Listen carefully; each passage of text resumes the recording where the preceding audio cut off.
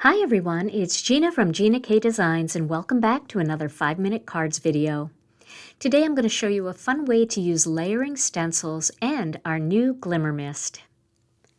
I'm using the Fancy Florals layering stencils and the classic copper Glimmer Mist. To begin, I have a piece of cardstock here that's cut to 3.5 inches by 4 3/4 of an inch.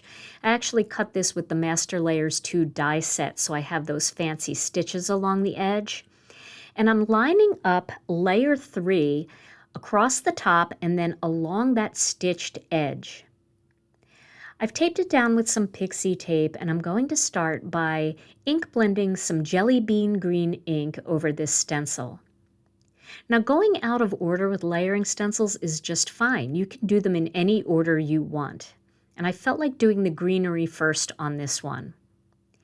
So I've done jelly bean green, and now with a smaller blending brush, I'm just coming in with a little fresh asparagus just along the edges of the petals, just to kind of create some shading. And you can see how pretty that looks when I take this stencil off. This stencil was designed to have 2 separate layers for the leaves and 2 separate layers for the flowers. For the leaves, I'm using the same exact color combination. And again, I lined it up at the top of this piece of cardstock and along the stitched line. Starting again with some jelly bean green. And then I'm going to again add a little bit of fresh asparagus right at the bases of each of those leaves. Now you can use a separate color here, maybe a different combination of greens, or maybe add a little turquoise in here. But I really liked adding the same exact colors as my first layer, and I wouldn't have been able to get this same look at the bases of these leaves if this had been all one stencil. So this allows me to create shading in both of these layers. Now I'm going to add layer 2 of the flowers, same way, measuring right up at the top and then down along the stitched line of this piece of cardstock. The color that I'm going to be using is some peach Bellini. So for this layer, I'm going with a lighter combination of peaches and oranges, and then the second layer, I'm going with a darker combination. I've chosen these colors because I think they're going to look really nice with the classic copper. And here I'm using tomato soup at the bottom of each of these petals, once again to create that depth, create that shaded look. And you can see how pretty those look. Now finally, I'm using layer 1 of this layering stencil set, and I'm going to start with the tomato soup, and then I'm going to add some faded brick along the inside edges of all of those petals. Again, creating depth, and I love that you can use 2 separate colors here, and it just makes for an interesting looking flower. So here I'm coming in with that faded brick, and once again, that's creating all of that depth. Now I'm leaving this stencil on. I don't want to take the stencil off, but I do want to protect that edge.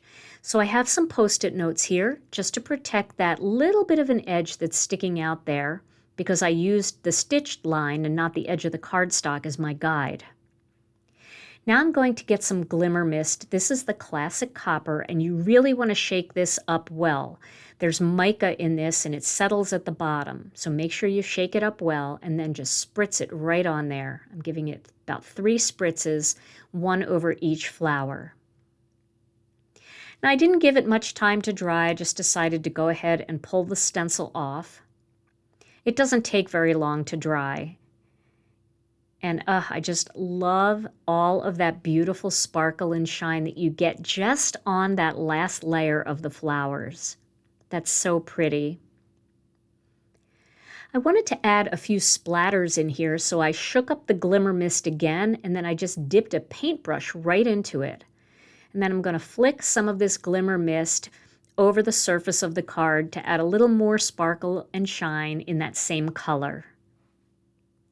You can also mix colors and use gold shimmer mist here or silver shimmer mist, but I love these coppers together with the peach and the tomato soup and the faded brick. It just looks so pretty.